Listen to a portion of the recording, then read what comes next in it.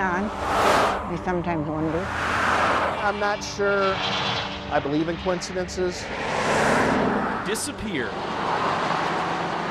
To cease to exist or be known. Nobody knows what happened to him, and nobody knows who he is. Two men on two sides of the country share an identical fate. He does look similar to Dick. Both vanished. But I always thought he'd come back. One without a trace. It's not knowing, it's not having that answer. The other into American folklore. It's one of the most intriguing mysteries of the 20th century. Disappearing is not their only similarity.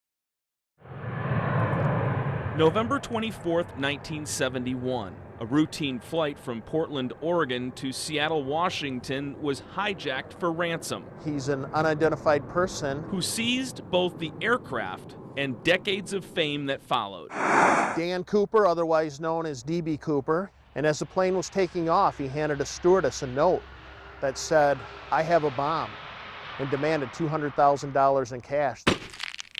And 4 parachutes. The plane landed in Seattle and then refueled there, was loaded with the ransom money and the chutes, and took off for Mexico. A Boeing 727, which had a unique feature. He knew that the rear steps could be used to exit the aircraft while it was flying. What happened next has been up for debate. Sometime within the early part of that flight, the rear stairs opened on this aircraft and that man disappeared.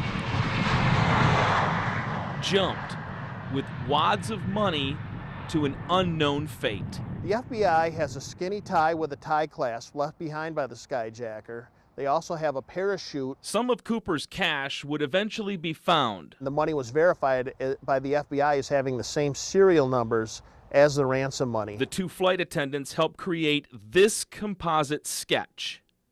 Dead or alive, D.B. Cooper had escaped.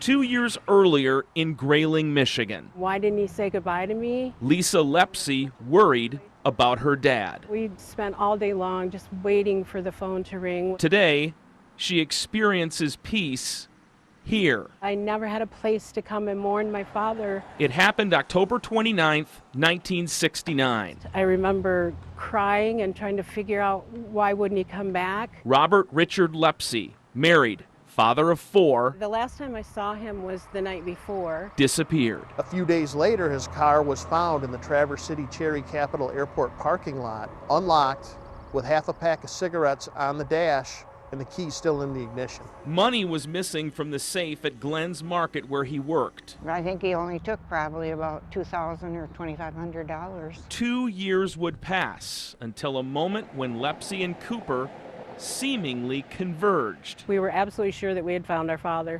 Today, after hijacking a Northwest Airlines jet. Blindsided by breaking news.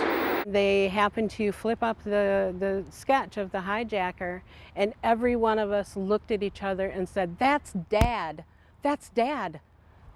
We were just stunned because the resemblance was unbelievable. More parallels between the pair would surface. Both were about 6 feet tall. Both weighed 180 pounds. Both had black hair and brown eyes.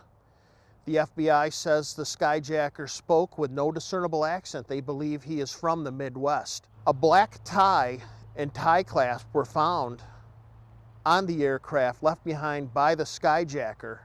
It's the exact same tie that was mandatory neckwear for all Glenn's Market employees. In 1993, while Lisa was living in Tennessee, It was like a Men in Black event. some uninvited visitors Kind of muscled their way through my door, and the very first words out of their mouth were, "Did you find your father?" she was given this business card. And they said, "Are you sure you didn't find your father?"